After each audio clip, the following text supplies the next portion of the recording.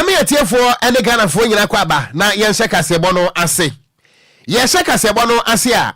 wosoafo hwe amanwe so mekyerɛ interior minister eye ayawa so central mana hye bedwani Yewra Henry Cote waba bonten abekyerɛ mu sɛ wohwɛ ensem bia enra eye NDC national chairman Johnson Esedu Nketia wade betu dwa ekyerɛ mu sɛ wono Henry Cote epese wo bribe NDC MPs sɛne beya wo mo betima fa kwani asaso afa eye NPP mabunu ede egu police service no emu a Yewra Henry Cote ekyerɛ mu sɛ sansem no enukura biara de hono mu a ewu mu na se Ghana fo beka yi a enra ana Johnson Esedu Nketia awo no woyɛ national chairman de ma NDC amanyuku no wonya akwanya ne semtrofo di nkomo na wo kyerɛ mu ese ebere be so ya ye bekɔ abato mu no nanka NPP amanyuku no epese wonom efa Henry Cote so na wonom ebribe NDC MPs wo parliament sɛ be ya wo mo betimi afa esumase aye recruitment afa party full soldiers egu police no sɛ be ya elections no wo mo betimi akufa akwaniasa so ahwɛ sɛ be ya MPP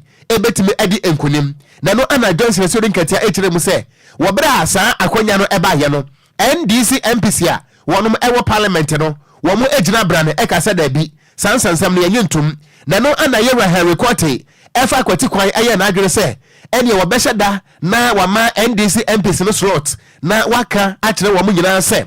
obiada emfa ne constituents wo mo epese edi police ene ade no obi emfa ne di emra eno ntino saa bribe no a Henry Cote etu ho na mo no NDC amanyuko no ebone nyina etuguye na sansam no ba ye no ayedagya papa na nso se bimpane sese ye de wo na se wanka wusha ye pia so nti enei ana Henry Cote so ene nsɛmtwerɛfo de nkomo akyerem sɛ saa kwa adu no a Yewra Johnson Esedu Nketia agyere na mosquito wade beto dwa enra no sɛ bio enokura kutuwa bi mpo eni hɔ no mu a ewo mu na wo kyerem ɛsɛ ade ba kwa wo ye sɛ interior minister ene sɛ wobra empenefo no ebie portals sɛ afedie portals no ebie wa pese odi police wa pese okọ fire service wa pese okọ eye security agencies no faudi ebra no esan sɛ wono woyɛ interior minister nti wono ne hu ne nkane ana wo bo MPs ne nyina amane wo kokoa mu sɛ wa ebia wo mpɛso aso no babunu bi epese odi police no fa ne din ebra na emom no na botaye ta kyire no anya sɛ eye bribe wo de bribe obi eno nti sansam a wade ebetu dwa no enukura biara ne ho no mu a ewo mu wobra Henry Cote wade emuaye eba no emunsem ne. So we are floating it to Ghanaians, or just like there are people who have bought forms, indeed they are tracking moments on their online, they should also apply. That is what it is. I have made that statement, but I did not say that I'm bribing them. I want to be very clear on that one. It was in a close sitting for members of parliament. It was not like going to them one by one to say, bring me, let me do it, or bring me, let me do it for you. So that's I've seen after we had agreed on the roadmap that we were going to advertise for every Ghanaian citizen to also be given the equal opportunity. That was when I said,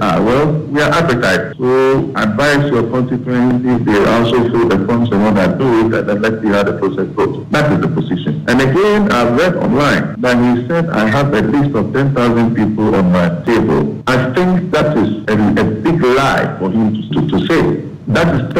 serious statement for him to make. I don't know why we are making all these issues because of election. I'm surprised. How can he say I have 10,000 list on my table? Why? He's an elderly person, he's a senior politician. I don't want to go on the banter with him. But I want to say that I am so disappointed, very, very disappointed that I see the national chairman can make this blatant statement live. Why? How can he say I have 10,000 list on my table? Why? We have to guard against this politicization of security in this country. It is I keep repeating, it's a very dangerous thing to do, and we have to desist from it. Any ayati ye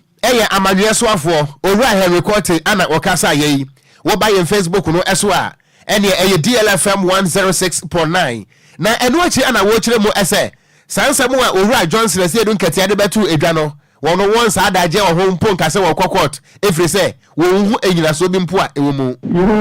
There's a video going round when my good brother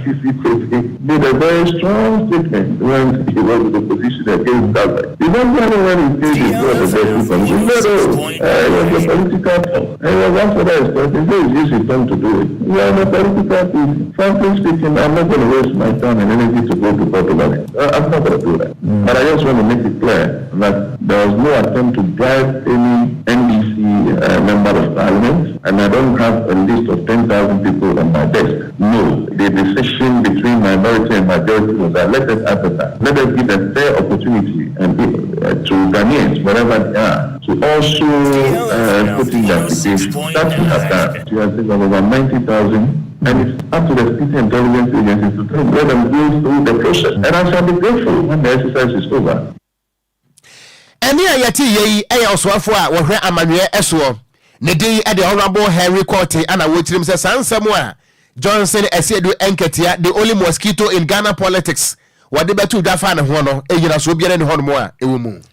ya to akase bo no so ane ye body ahura mu e wo National Peace Council for so ye sisi ameka say wo no akasa e kirem say ekwan bi o mefa so a wo ne National Democratic Congress NDC amanyuko no ebetena so no makasa mamodo ombabo Muhammaden ede o monsa ede ase asumdwe apamase no bekọ so abo sa anamo no natumi aboe embadi sama yoko no etimi ede o monsa ede ase ne asumdwe apamase na jeze National Peace Council for etirim say otitire ne anasa national chairman ede ma NDC sama yoko no Johnson Esiedu Nketia eba bote beka etirim say enya de NDC sama yoko no ede o monsa ebehya entiase apam biara se free say wo hwa anamo wa National Peace Council for ne tuo na enya de mbo ho moden eka nsem de for maga na asumdwa ye we hu ni senti o matena se adwuma hu ni say National Peace Council na nkasa mpo no o maga na asumdwa nya de ehia wono munti institutions ahudo bi adwuma bi o mu de ensem fata no wono ma ye hwa ha he no matena se o mu moden entimi enkasa enventia na Esiedu Nketia wa moden ane sentwafo kasa na ne wukwa de twam no chirim say ade ba ko betimi abo o maga na asumdwa ye wono yetimi akra so ni nyina ne say National Peace Council bo moden ne ho moden ekasa fo o maga na asumdwa ye wo ho no omo ne homoden se ode amanyoko ni nyina be hye wode mo yam aka no kre ede akere wode mo nyina afin so omo ne homoden se o man Ghana institutions ahudo biara etim bo ne homoden masomdwe wo no yebetimi akora so no omo ne homoden na oni hu dwuma no wonyan se ba beto aba ana afin so o hye sabu kansie de mamanyoko ahudo se wonu ensi aka ne mo na asomdwe mbra o tirem se ne de nya de betimi abo akra no penimpa oye chairman edema National Peace Council no aye Reverend NS Edu Jamfia bekasa echirem say sanse esma wodo a NDC cheze national chairman eka no o chirem say nya no kre aven so NDC vo kasa mo fo mo nsa enfa njanti asia pamase a enkofo ye ne fama maga no mumu no o mekọ so abomoden afa kwani ase bia so mbefa so na mo ne NDC amanyoko no atena se nanti asia pam na afisa so dwa pam a o ma moden abie krata dato mo moden de o msa hya se na timi aboa Emma 2024 about we no asimdwe tmabem o jemlan samtfo kasaye emu enchiremu nie. In the first place, I wouldn't say that just saying that they would not sign the peace pact is a seed for violence. I think these are the initial concerns, and for us as a council, as a body that does negotiation and mediation, we've heard these concerns. Our doors are still open to talk and to find out how do we address these concerns that are being raised. They are legitimate, they have concerns. We have set up a medium by which we meet with the parties to discuss issues, to determine what is the best way forward. And so if the NDC has concerns, we want to hear them. We set up a meeting with them, to listen to what their concerns are. And we'll see how we can go forward with that. Any awuti ye chairman at the National Peace Council, Reverend NS Edu Jamfi Nene and awuti ye no. Yentu akaseba no so na yemomremu ewo ensamfofro mu a na yekwo NDC amanyuko no emu na wapani asabre ne sabe nkum ene nifa ekita frank emu a wotu ede aboa preto mei se wo mampani kane mampani John Dramani Mahama ene watutu bi pa de amane Dr. Matthew Poku Prempa wono so wo boa atu franka ede ama NPP amanyuko no na se Ghana fo nyina ebeka yi a wobra Dr. Matthew Poku Prempa NPP amanyuko no ekoyi na kire ewo Prempa Assembly Hall ewo Kumase ene wobra wokasa no wokansem bia kire se wode kwa menkroma anim kura kwa ye fom ema enu akire no wotu hu na makopa ache wa kire se Ghana fo nyina bi mu kire se papa se wo ye dresser ene papa ya hantan kasa pa ene ema ye tu no fu ho a ne nyina so wanti a kyerɛ sɛ wɔkɔto bomb kɛse ɛte saa ɛma Kwame Nkrumah wawu dadaada wodi stray bullet ne anim sɛ ɛtoatwa na nsa yɛn so NPP ɛma a wɔn so ɛwɔ Asantema mu di dwumadie bi na no so ana Dr. Mato Poku Prempe ko gyina seɛ na wɔbere a wɔka ne nsɛm no eduru ɛyɛ fɛ ni kwagya ɔtɔso mmienu the late Professor John Evans Fifi Atama soso no ɛne sɛ ne die na ne wura fi yew sɛ nso no sɛ abu apayo asɛm wɔka yɛ ɛne sɛ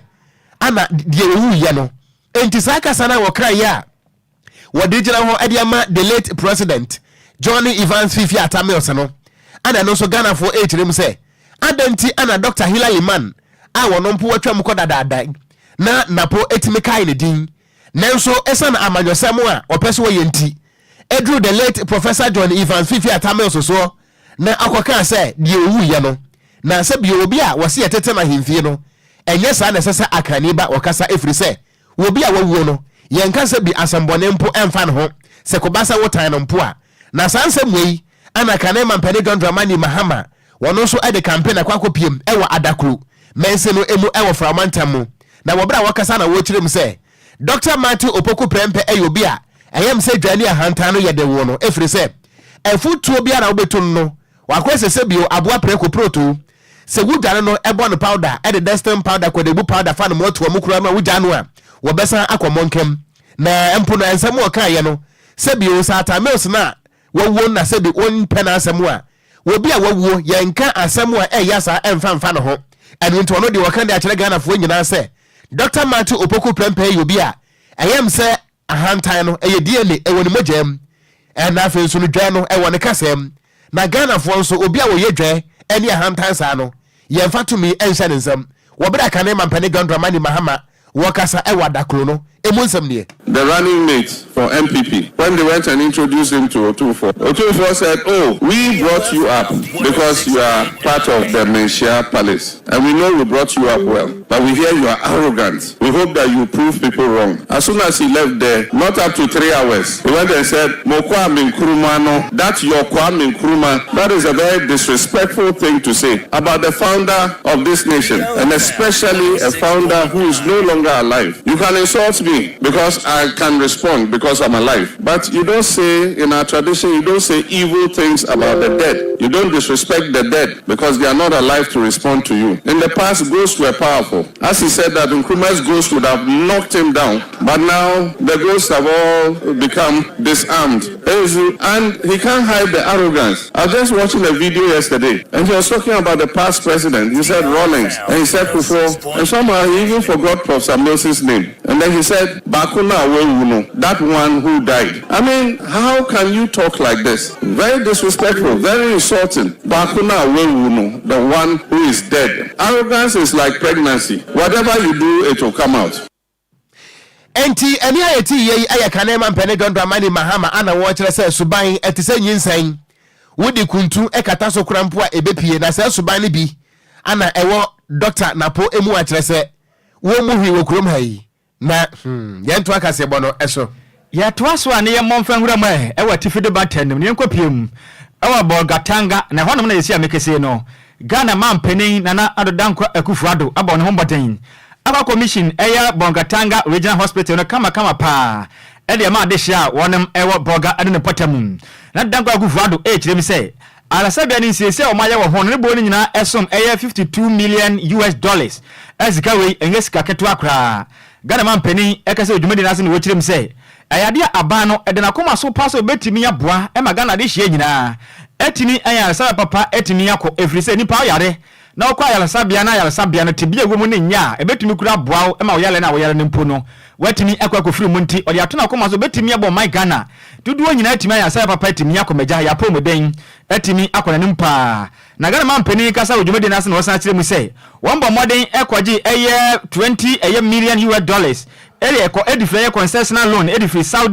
Saudi Fund for Development for enchen ɛna babu ayɛ ɛma third ɛna the second phase no wɔnom etumi yɛ ne kama pa ɛmizo kyerɛ sɛ musa akɔgye additional $32 million ɛsan edifrɛ wɔn kyɛn mɛ boy mɛ ɛsɛ kɛse de dwumadie no wɔnom etumi asiesie de kama pa pomuden ho nsɛnsɛm na okopie Bolgatanga de a nema betima kwa ye pa Ghana man peni ejim say eno ko piemo awan sabe mo asiesie na je kitchen pa kama pa mo asiesie ni kama je ade hye no empenfo ni beje pa wo chirem se ye kese no ukopia mu kura ya bia so ono mo asiesie ni fefa de ma ade hye no ba bi so adwumayefo ba dan so ehye mu bia de nyina ye kama every so ba bia medical equipment insulation mo be ye ni nyina kama so ni nyina mo asiesie na betima atodi pan na Ghana man peni na dangwa agufuado e ka se na wo chirem se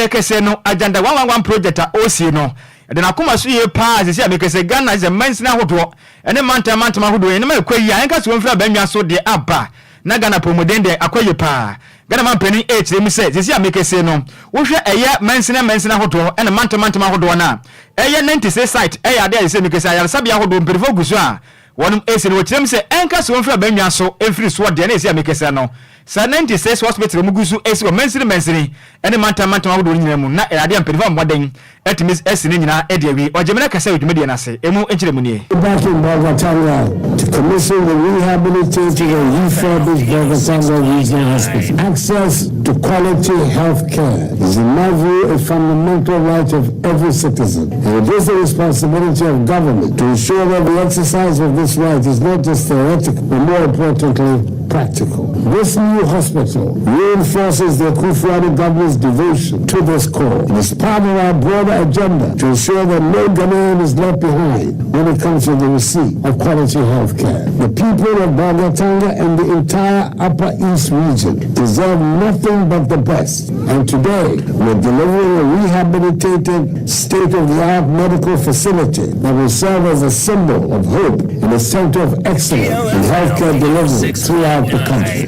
This transformation was made possible by a $20 million United States concessional loan from the Saudi Fund for Development, which supported the second and third phases of the project.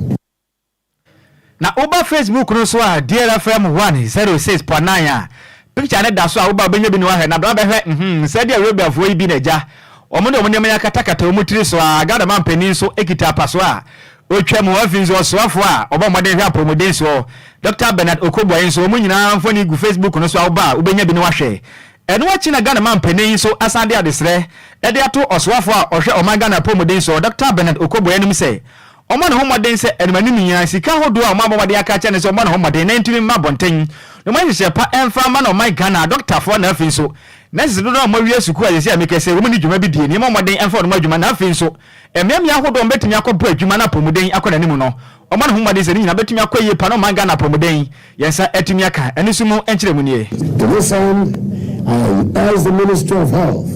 to expedite the completion of the draft incentive package for government consideration, ensuring that we have the necessary staff where they are most needed. We are committed to completing all core projects we have initiated, and we will continue to work diligently to ensure peace and stability, especially here in Bogatanga and in Boku. Peace is essential for the region's growth and prosperity. Together, we'll be able to tackle the critical developmental challenges in this region to enhance the well-being of all its residents. It is my singular honor and pleasure to declare the Bogatanga Regional Hospital duly commissioned.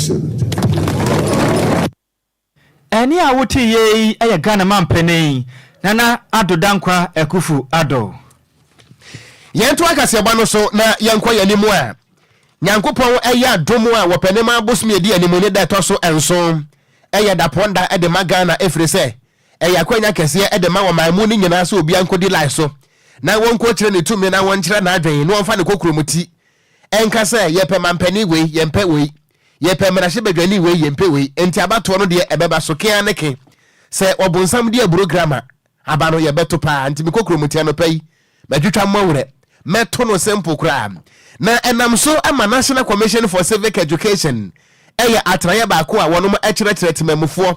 ene obiara na sade me ne wokese wo mo akirem se abato no a eba so no eho behia se wonom NCC yefo no wo mo any secondary schools a won kran ana fe so Ghana fa na ba bia wo mo ye nkakrakra wonom ebe kire temamuni bia no na sade enne dwumadie anamo asesi woto obra ye kwakoto abai na dwumadie no ekoso ewo Nat Hall ewo Enquires ha na ne empenefo twetwo wuro ene ani ntini a wo mudi mu ntintiman ewo NCC adwumanum ana afi so secondary schools ahodo a ewo Ghana wo nyina so kwakopie mu ho no mu a wono mo kwakọ kyerɛkyerɛ na adwumadie no na course wo no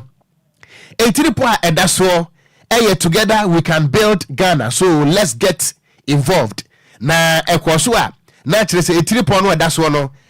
religious tolerance, misinformation, disinformation, fake news, money in politics and violence. Na oba penia wano ana kyerɛ National Commission for Civic Education wotie demo chairperson Miss Kathleen Adi ana fe so no maame wano ana wogire mu edema European Union Sylvia Tizi wo mo nyina nso ede animonyam ebepie mu dwumadie no ase na wabra wakasa na wo kyirim sɛ ehu behia ye papapa se yakwakoto abai na ye beto aba ne bewie no ye nyina ye ntena se nipa baako se wo ye kristoni a hu kremoni se wunua se wo ye kremoni a hu kristoni se wunua se wo ye buddhist anase Hare Krishna ene yempo awoyofo yi wo bia ye ne no etwa troma ebom se guna enu ntie ntena somdwiem na bibia nso entimi nko enkane wobra ye maame Miss Kathleen Adi abono wo ye chairperson at the National Commission for Civic Education workers ano emunsem ne. The thing with misinformation and fake news and all of those things is that it starts and stops with us.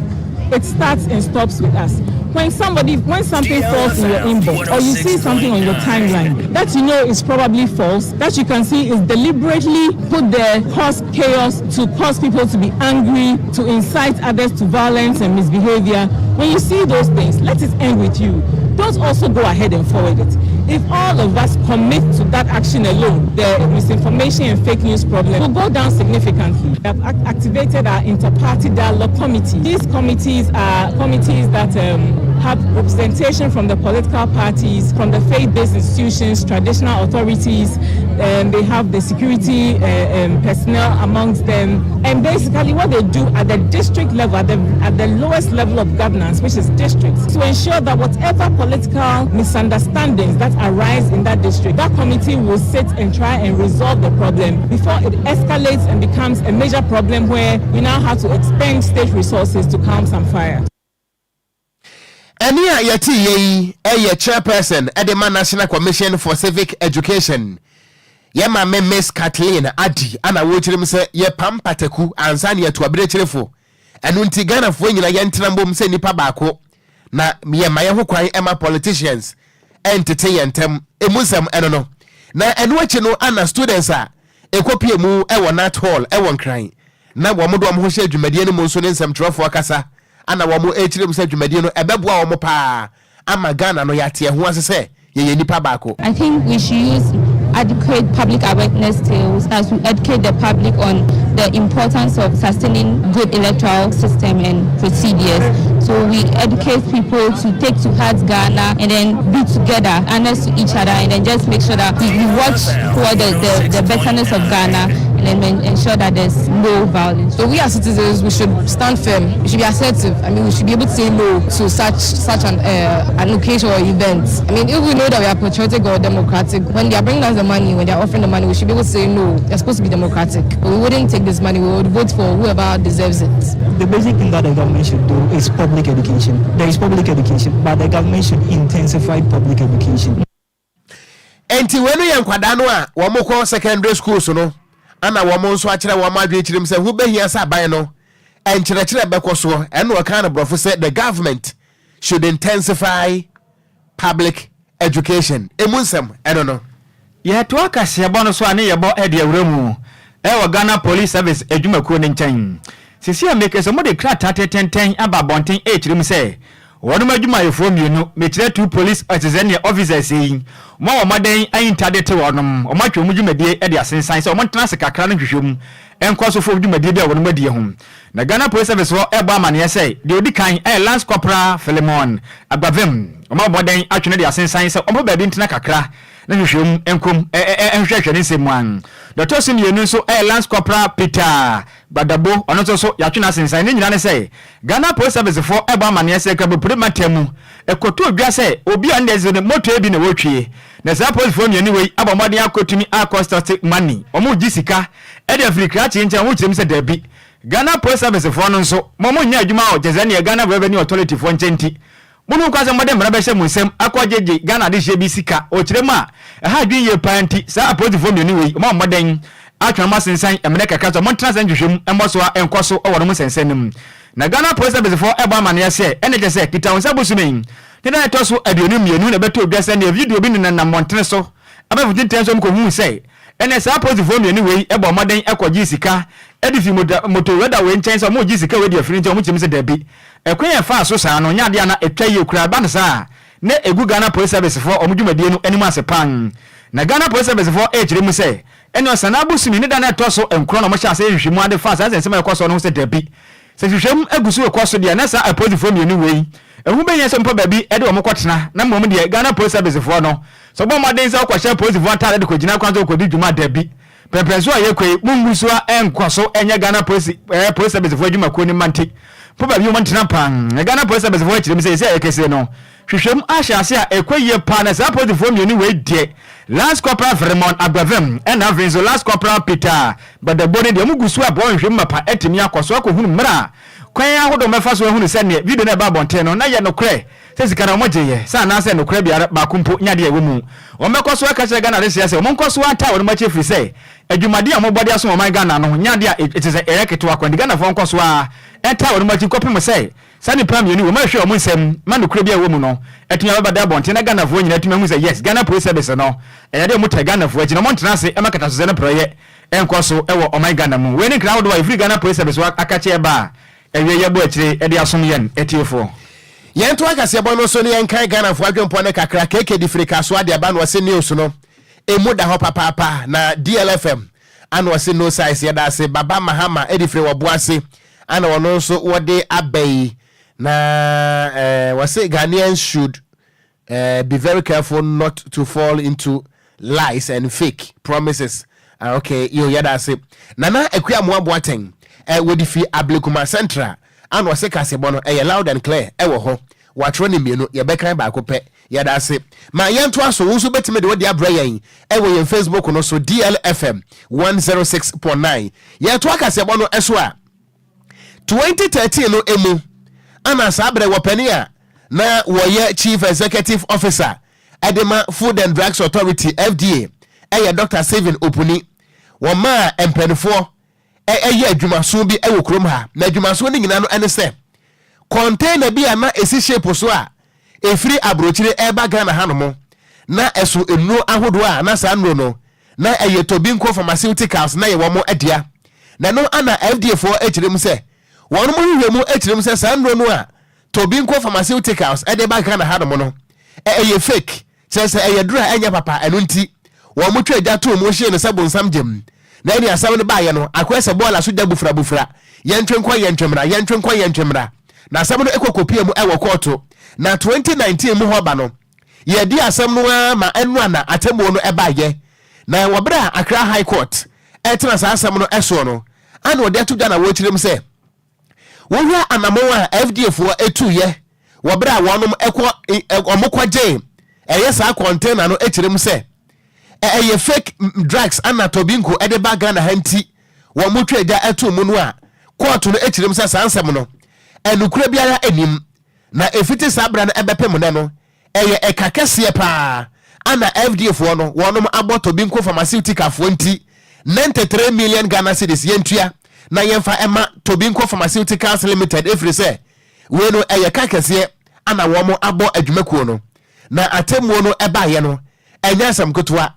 ade se Dr. Samuel Amotobins awono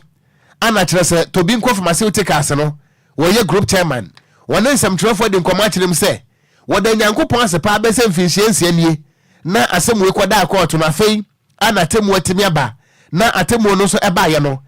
court se ne ho so sabrobe efri se be se emfie dodo ni a saa case ne koda court no na busua na yere ene ne ma wo muntimi na enkromompo wo muntimi ntu bi fri se akwese dimbone ana Ghana fo ne bi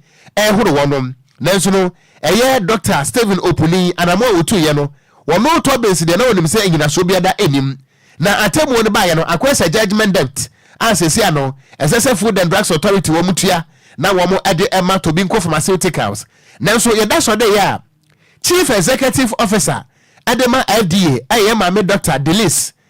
mimi dako wadato dwa akyerem sɛ saa atemmuo no a Accra High Court ne baayɛ no wɔdwene ho a wɔnte aseɛ na wɔn bɔ nwiso ntie fiti na ekure wɔn betu anamon na wɔn akɔ ɛyɛ Court of Appeal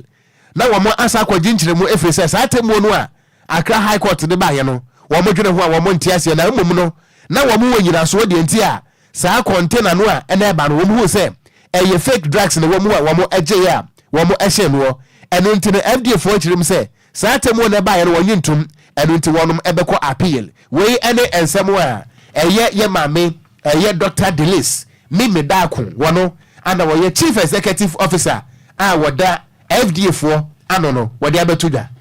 yɛto akaseɛbɔ no so yɛ ne yɛgyina mu ɛwɔ nkrapompone matam na mpanimfoɔ de dwumadie bi aba abɔnten ɛdi ɛda so yɛ brief cities na ne nyina ne sɛ ɔman Ghana mɛnsini akɛseɛ ne nyina ne dum pɛmpɛnsuo bi a mframa ayɛ home no emu ayɛ den na ne ka ayɛ kana paa ɔmo kyerɛm sɛ ɛne mfuturo ne efia hodo a ɛkɔ mframa ne mu no yɛhomo pɛ ne ne ewuwo paa na ɛba ɔman Ghana mdo ɔmo kyerɛm sɛ ɔmo de butae bi de ɛsɛ ɔmo ani sɛ ɔmo hwɛ ani mu asɛ ɛnkɔdu gyesɛ de mfimfim mienu ɛne aduasa mu mekyerɛ 2030 ne mu deɛ na ɔmo de atimu anasa ɔmo ate so ɔha mo gyikyɛ mu aduasa na atumi wɔ ɔman Ghana mframa yɛ home no atumi yɛ mframa pa mɛgya yɛ nkwa ho ban atumi akɔ ani mu paa de mefo kyerɛm sɛ mfimfim mienu du nkran mu 2019 hwehwɛ bɛtɔ abɔnten kyerɛm sɛ nipa maako 23000 ɛna wuyɛ ɛwɔ mla malaria yale ne kuma mo to guyɛ ɛwiza mu kyerɛm sɛ nipa maako ɛgyezɛ ne mpim du 914,000 ɔmo so wuyɛ HIV AIDS ɛna kum wɔnom ɔmo kyerɛm sɛ nipa maako nso ɛyɛ gyezɛ ne mpim ɛgyezɛ ne du 10,000 ɔmo so wuyɛ ɛyɛ nsamawa tuberculosis ne kum saa nipa wɔ mu nyinaa ɛtuku baabi nanso ɔmo kyerɛm sɛ adeɛ baako ekum nipa tupa ɔman Ghana ma nipa dodoɔ na ɛmfa wo mani ɛne akyire ɛne nyina ne sɛ mframa wodo ayɛ hum kɔ yɛ mu no ne deɛ ɛtumi kum sene yadeɛ bi no mu kyerɛ mi sɛ mfimpim mienu ɛne du nkron mu no bɛtɔ adwa sɛ de bi maako 28,000 ɛna wɔde mu nyina mframa bɔne yɛ hum ɛkɔ yɛ mu no ɛtumi kɔ mu nya totwene ɛfiri atadefo asase so na nsɛntwerɛfo wɔ mɔden ɛne ayɛ waso West Municipal Health Director Dr. Louisa Adamki Mataka sɛ ne wɔkyerɛ mi sɛ ɛha adwe papa tituru nka bopre matam mu no mframa bɔne yɛ hum kɔ yɛ mu no wɔkyerɛ mi sɛ ɛkum yɛ paa ɛbizo aka sɛ kyerɛ mi sɛ enipa dodo a mo ka dwamu pa enipa gyesa ne enkwada ne mmofra ohu gyesa ne gyesa apemfo titiriw ɛna afi so nipa a wɔnom ni bie ohyanam ya ka wɔnom afi so kyerɛ mu sɛ ne ɔman Ghana ahyenkafo dodo ne ka bia mu twene ɔman Ghana mu no traski no ɔkyerɛ mu sɛ ne ɛto wisie pa asɛ ohu ka na asɛ de akɔfa ne border so ɛnso mo de afa Ghana de hye de tu kwan ɔkyerɛ mu sɛ saa ahyɛ wɔnom nyina ka ho bi na nam so ɔman Ghana mframa bɔne ekum yɛ pa ɔgyema ne sɛmtrɛfo kasa yɛ emu enkyerɛ mu nie with high levels of particulate matter people breathe these things in and affects their lungs and how the lungs perform. And for the past 3 years in most districts you see that respiratory tract infections are high on there. It's just a vicious cycle because you don't have the money, now you are getting sicker. It just perpetuates the poverty.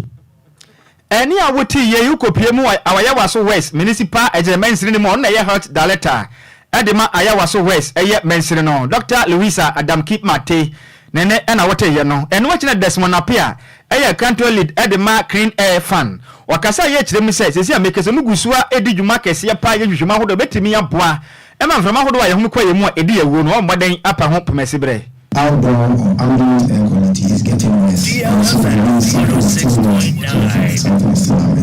a lot of localized research, and that's what we are trying to change in our system. By the end of the process of the Green Accra, we would have been able to reduce the pollution levels by a good 30 or so percent because of the rate that it is 106.9. Any awuti a country lead of Clean Air Fund on the dano Desmond Apia nene na wote ye no. Eno echine Jacob Johnson at Aya Atapa also a project coordinator at the Green Africa Youth Organization no ono so chim de se ekesere mu gusua edi dwuma so no pa ne mabekwa ye pa wo chirem se o boden anya sika de afri aya brief aya air fan for nchanya ne mo de egu akwa betumi abo mo my Ghana mframa hodo ya hum kwa yemu no ematumi atema wawu a mframa ya hum kwa yemu edi kunkum ye no eso etumi ate enu sumu enchiremu enie as well as recycling all the recyclables that are in the system to ensure resource efficiency and sustainable production and consumption. Any awuti Jacob Johnson aya Atapa or your project coordinator at the Green Africa Youth Organization nene ana wote ye no yentu akase bono so na yenko yanim e wansam from na enafu ama aduosia enan eni 64 days eni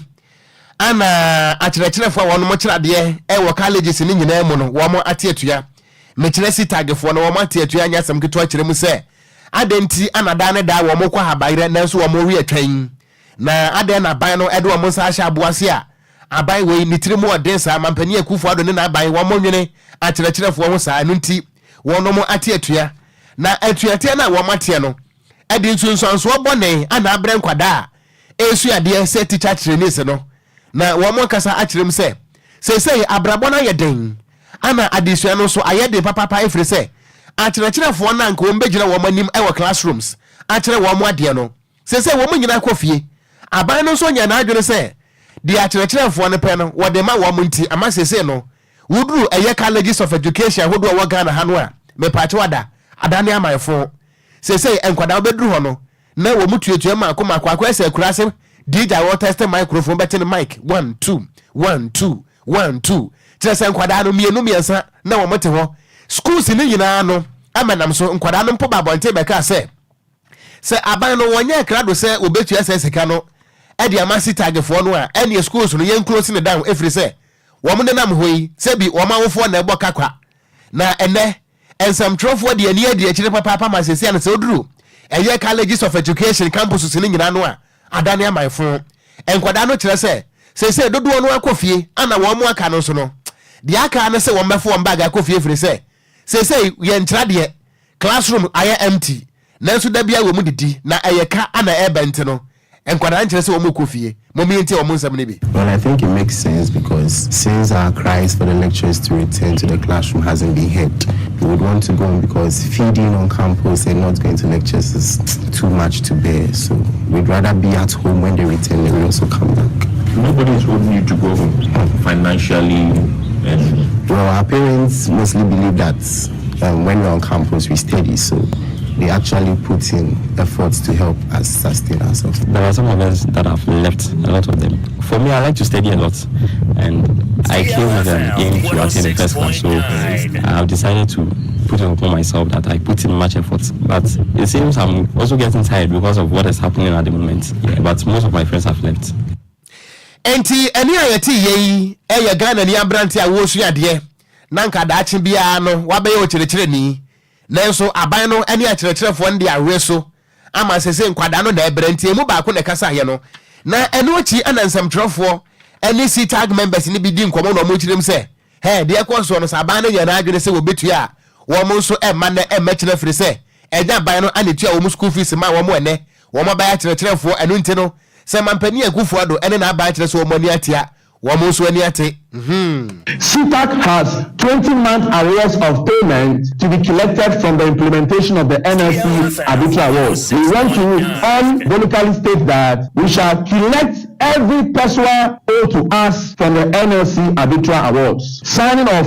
MOA and current situation. CTAG had gone past the signing of bogus and deceptive MOAs which the government agencies uses as caveat to deceive us to suspend and call off our strike and go to sleep. On the 16th December 2022, the government signed an MOE with CTAG but failed to implement it. Furthermore, on the 7th of December 2022, the current Minister of Education put his integrity on the line and disappointed CTAG without any shame as an honorable minister with high status and reputation. CTAG position now in relation to this strike, what we are demanding now before we call off the strike. The following are CTAG position relating to this strike. 1. CTAG is demanding full implementation of the staff audit report in line with the NLC Arbitral Awards. 2.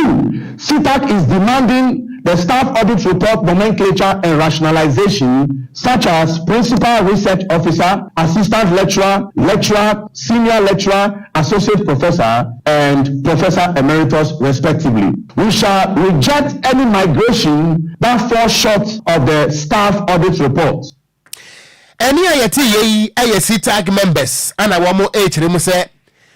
wo hye ne makuntan si ho na se wo bose bi obakwase amrane na so wanye oso a wo so awade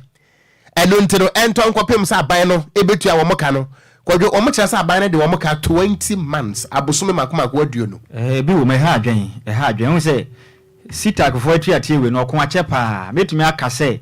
etuate amanfo akodo krum ha sei no we no de am say ya chinchirinchi so almost one more 40 weeks yeah 40 weeks no and almost 64 days yeah more than unse ndra makola ba ko ba me nchen Sammy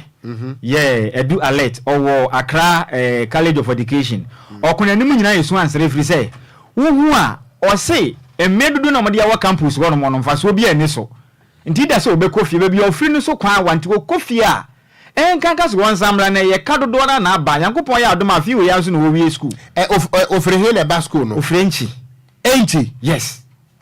Cote d'Ivoire me na me ka kire ho no ofre ba school ebe school here Accra nso wo campus isi ya bibia nkoso ya se wo san ko na chi no kofie na afisu no ba be wie school yi ke ehu hia san ka dusunya koso na eja omutumi hu nso hwa hodo mokotwere musua de de fa wo isi ya me kese ko ba se exam se na amaso nso a na so aye shefri se ba ne sa na be ha wonom ene o mo plans no emfa nti okon sa sitak fo atu ate ne be se mpini mo modin ana o mpa ne puma se be fi se we na ya toto ache toto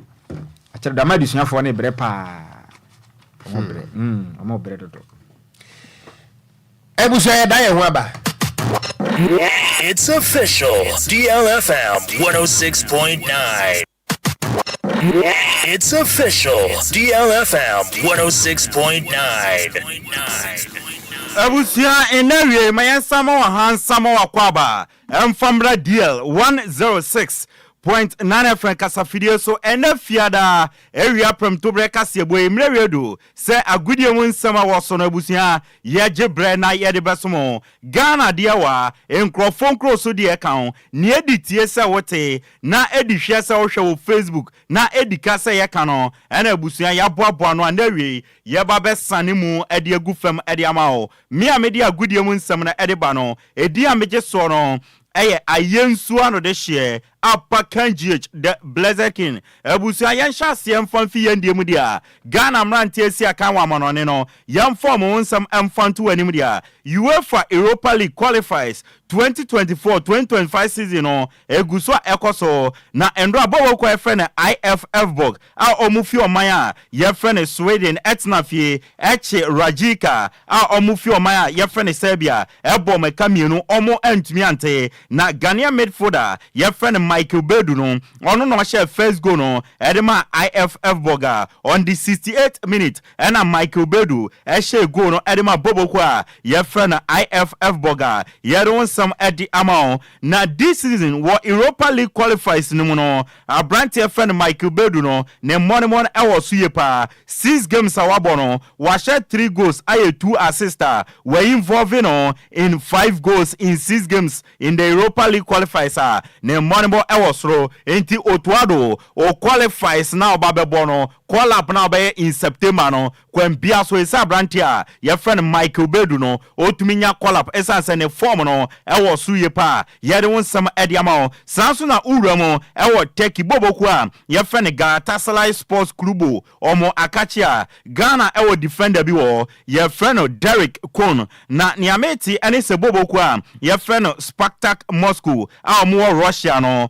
omo ye interested so mbesane Abrante a your friend Derek Kon ede na figa Galatasaray na omedi kan ede bid akom boboku e friend Galatasaray omo reject bid no according to Galatasaray no se almost Sparta Moscow aso omo FIFA no almost on befa Ghanaian defender your friend Derek Kon dia ska ombeje no 2.5 million euros omo to SS kana na omo fa Derek Kon ede kwa yede won some ede amount na bobo kwa friend Southampton eho ena Blasters player your friend Kamaldeen Sulemana esina kana last week in preseason friend and Okoko Prai na Russell Martin and a coach Edema Southampton or say Abrante no or ye nearly fitter in kakran no ojran na so and chebi obetuma babak na wabesia kandi amabobo kwa your friend Southampton na endran officially no La Liga no esha se e Spain na bobo kwa friend Athletic Club Bilbao omotna fie any Getafe ekote obi ahye ne yonko ekaba ko Black Stars of Ghana yen striker your friend Inaki Williams on the day no obo full 90 minutes at the bobo kwa your friend Athletic Club Bilbao emo mutumi enya draw no wa yede won sam ede ato anim na Ghana National Arm Wrestling no in the Mr. Charles Osesibe and president order man me no ka say Ghana National Arm Wrestling team no ometu afi Ghana arrival el Moldova World Arm Wrestling Championship no eho enebeko so omko na omakwa compete ye reshom the very best of luck omko na omko wini emfambra Ghana na Ghana National Under 20 women's team no ye from the Black Princess of Ghana na Under 20 man World Cup no ekoso ewo maya ye friend Colombia na America say Black Princess oma touchdown ewo Colombia na endra omo ye omo first training na emaiwa no etrentin omo mpoma omo prepare tournament na ebe shase 31st of August na to omo sa kosi 22nd September 2024 ewo Colombia yede won komo ede atu anim wafu zombie women's championship qualifiers eguso ekoso na Hazakes ladies enyama enkoye mfama dan wanda endo queens of Nigeria wo group B second game no omochi Hazakes ladies ebo meka miensa omo ntumi ante na Yimano Mensam Hazakes ladies omo assistant coach esa say Yusuf Bazigi no or the Under 20 mano World Cup na osi omo inability to fight no and cause omo defeat to bobo kwefen endo queens osi on the day no na nembaba wa no omo fighting spirit no na ofem enti na bobo kwa ye fen endo queens echi omo yede wonsam ede atu anim na ende uram takwa masa enya sam ketwa kra Go Fields Ghana Limited newly built TNA stadium no and then a handing over no ekoso na ceremony ni gusua ekoso na about 5 p.m. say Kane bobo kwa fen Media Sporting Club omoni Kumase Asante Kotoko edi inauguration match no edi ebe bani na match officials ebe kwakodi game no say NTM center referee no Charles Bulu Nkranfoka Bulu dia nsmp assistant referee one no Theophorus Akrugi and assistant referee 2 no Paul Atimaka fourth referee no Julian Nunu and a match commissioner no James Oduma yede won some at the amount na USA side ye from DC United oma confirm say Nyame Aduma Africa Cup 2024 no omoni Kumasi Asante Kotoko and Eddie Ebweni friendly game DC United and Asante Kotoko ebebon wo USA on October 12 2024 and a game no ebetumi abaso between DC United and Kumasi Asante Kotoko yede won komo edi atuanim Dr. Nyawo Tamakro board member Edema Hatofok or say structures has management board any penny for no edi gu akwemu no enchebia Hasofok ebesa fanentuma pefra in the next 5 years no on the wuni say Hasofok ebese peja omomoni monum ewo Ghana ha any Africa into supporters munyabote na monkoswa en support team no eno Dr. Nyawo Tamakro nensema odi atudwano no na Muhammad Ahmed Polo legend matima ye friend Hasofok also on TSS up to now Abubakar Watara edaso te Hasofok as a coach osi coach eka tuna bro enkwadi team no relegation no odaso ati wo den osi ono de ohuni se coach friend Abubakar Watara no omwa team friend Hasofok nti ebeya empenefo enya ne kwan we ne nsema Muhammad Ahmed Polo aka makana muntia mo legend no so eka dia chem se coach no wasan omwa mo enso ewo na Hasofok akonfirm se omu DL Congo midfielder ye friend Linda Intange no officially mutually no has any party ways ordinary chemo baby for na Linda Intange akosina kan Nyameti enso ene se Congolese striker aye friend Kashala Wanet Ramos hosina kan edema has na twetwem komo on person mo terminating the contract no na ope baby for edina nicha ye don some edi atuanim Hasofok obeka amro mo bo homowo Charity Peace Cup no abrantie bi ye friend Hussein Mohammed obebo boye pa no bia bona baso na abrantie no DBB United omo attacking midfielder deal no close Hasofok ebe sign no 3 years contract and omo de be man Hussein Mohammed na wabesia kan edi amoma enwo ensem no a ye di atuanim former Brekum Chelsea, Hat Ofok, and in Swateman, defensive midfielder, your friend Abu Ishao, Nansiana in Swateman, and in a party ways, near Eba and it's on Bobokwa, your friend Kara United A training, sending Monimo Eso Nidia, Obenya move to Bobokwa, your friend Kara United, na Ghana, yan transfer window no ebie, na empeni for Echoma, Kwesiada, 25th August 2024 no and a transfer window no e close to 11:59 p.m. Kane na transfer window no e close to enti aka 9 days uye team bi now person we signing bi and why in term na wait me assign wo ehun sam no yamfa fie ni nsi na yam monitor ewa amanone dia La Liga officially ndra ashase 2 games etoja Atletico Bilbao 1 Getafe 1 and Real Betis 1 Girona 1 nyame aduma and La Liga games no about 5 p.m. Celta Vigo any Deportivo Alaves bebo na 7:30 no Las Palmas any Sevilla omodi abweni na English Premier League no 2024-2025 season officially and eshase na Manchester United and they know boys on the street na siyansi so mudi no enya na Manchester Ayas Holland United no and na omono mbebia no ewo Old Trafford referee Robert Jones and ekwakodi 7 p.m. no Manchester United ni Fulham and na ebo and na French Ligue 1 no ewo France so and na eshase 6:45 no Le Havre omone Paris Saint-Germain and na edibebo ni live after Kylian Mbappe ebekwa sen ediama PSG emrene nkrabia na ebeche na English Premier League kwesiada big game bako ebaso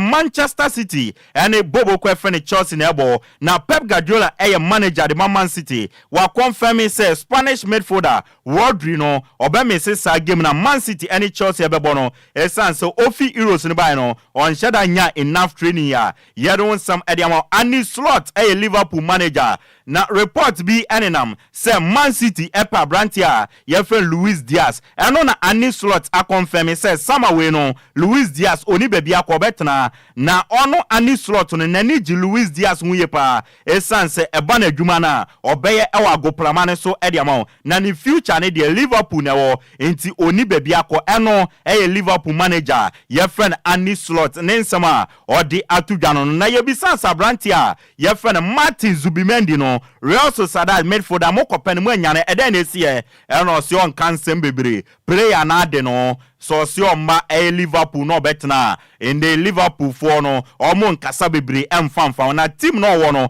very good team winning sama any slot area tudwa na Italian side your friend in Napoli ni ameti any se deal no close Brazilian winger your friend David Neres almost signing no no FI Benfica sike be pm no 30 million euros on a long term deal and a Napoli edema David Neres former Ajax player now ababe sia kind amount yede won some edi atuanim ebusia gudie won some ye boba no aha ene yede be si na Taylor fa ade we to so ma me na me reche minuen birthday na memfancy na ukopiem ewo Kofodua. In fact, one of the finest air presenters ubenya wo very very very positive guy minua pa your friend Odishia Bakwesi oye adwuma edema Freedom Radio ewo Kofodua osanso ye software pa nyame nsa won so nyame anointing no ewo ne so eno achi so no radio so adwuma no oye yeniye very calm respectful guy humble guy obuadie pa nyame nsa ewo ne so your friend Odishia Bakwesi of Freedom Radio Kofodua ne ne birthday nto Odishia ba me wish you happy birthday nyankopon shirao na onye okese no nkoso ama wa anointing no enya mo na fire na adwuma nti once again Odishia Bakwesi of Freedom Radio Kofodua happy birthday to you ebusia agudie mu nsema ye de besom wo na fiada ewia prem to breka sebe so ye de simi amede agudie mu nsema no e de by dia meje so no ayensu ano de share apakanjich the blazek ebusia agudie mu nsema ye de si DLFM 106.9. It's official. DLFM 106.9. DLFM 106.9. It's official. DLFM 106.9. Yami etiefo akwaba na yenyina we so na awia yi ensama hodo a yeboaboa no ede besom Ghana fo ni nyina no yemfa ensi champion ko fitela de ko Facebook no eso na Ghana ni a woje ebra so tie yen hwe yen so yedase akenkanfo mienu edia mejeso eye gangster katia meeting kura wo Okogyeabour Ocran mene Nhyiraba Kwadwo Sammy B osofu penia enwesra edwame na abusuya yekọ na mom ansa na beso so okra no happy birthday and confirm Mr. Kobena Sa Igan. Mr. Kobena Sa Igan. We now you're head of Department of Languages, Bosome Senior High Technical. What Bosome Freho, you can't say Bostek. Now, Kwadwo. Okay. Me wa SS no, some me old students, Bosome Senior High Technical. Oh, okay. Na Mr. Kobena Sa Igan, one that's one. Yes, young man. Na wa be brutal. Oh, okay. One na try me English. When wa ya de. One na try me brofo. Na sa no kapa. Sa wo hu. Pa. I say. Enti ene na woda. Na I am proud to be an old student of Bosome Senior High Technical. Na the whole Ghana, Bosome Senior High Technical no, the best secondary school in Ghana. You can believe it, you can doubt it. Nemum yishia na beti asiye. Enunti ene wa wodai na on behalf of the entire old students of Bosome Senior High Technical no. Yes, Mr. Kobena Sa Igan, Department of Languages. On our head. Ewa Bosome Senior High Technical. I am happy birthday. All students in na edase. In fact, brofo odi ura yemono. Enu na yedisi heya. Kwadwo se noa no no simple kra na unyaka Kobena nie wase Kobena nie. In fact na one year students ni nyina na ya relate uhunu a teacher ana uhunu a student. In fact why nice we mean can nice man na nice boy Kwadwo to the can twi we nipa se okay Kwadwo Sammy nti ma men kaso a nice boy we the can say oye nipa se ana ma men kaso a nice man so na men kaso oye nipa se but wa ben ba bia e hye ni nyina mu ba sa wa package ni ba ko fe ba Kwadwo wa ben brutal wo ka ahofe ene ben bibia hye mu bi sa yes a one package ehim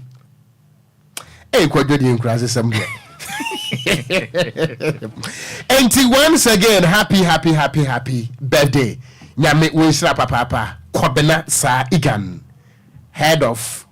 Languages Department, Bosome Senior High Technical. Kwadwo that's who I have about Bosome Senior High. Mateunia. And your school come pa. Mate. And yada say me dey the Okogyeabour Ocran mene. Nhyiraba Kwadwo Sammy B osofu penia enwosra edwame. The Yale